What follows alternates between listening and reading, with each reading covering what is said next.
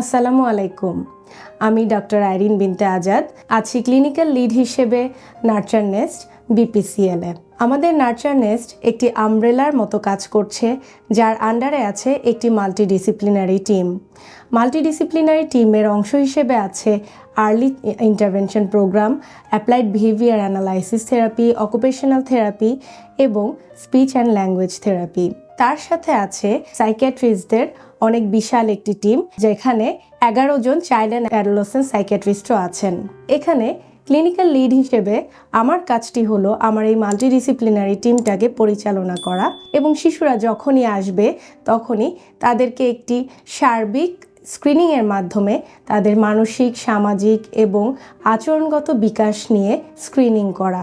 এই স্ক্রিনিং করার মাধ্যমে আমরা শিশুদের প্রাথমিক কিছু লক্ষণ জানতে পারবো, যার মাধ্যমে নির্ধারিত হবে শিশুটির আসলে কোন চাহিদাটা পূরণ করা জরুরি। সেই ইন্ডিভিজুয়াল নিডের উপর ভিত্তি করে সেই শিশুকে রেফার করা হয় হয়তোবা চাইল্ড সাইকিয়াট্রিস্টের কাছে অথবা কোনো থেরাপিটিক ইন্টারভেনশনের আন্ডারে।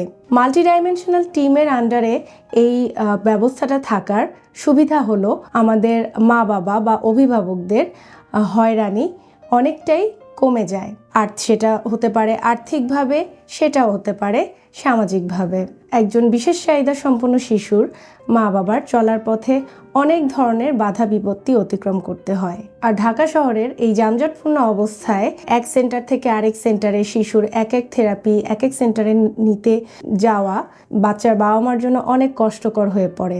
সেই কষ্ট থেকে কিছুটা চাপমুক্ত করতে আমাদের নার্চার নেস্ট সেবা দান করে যাবে।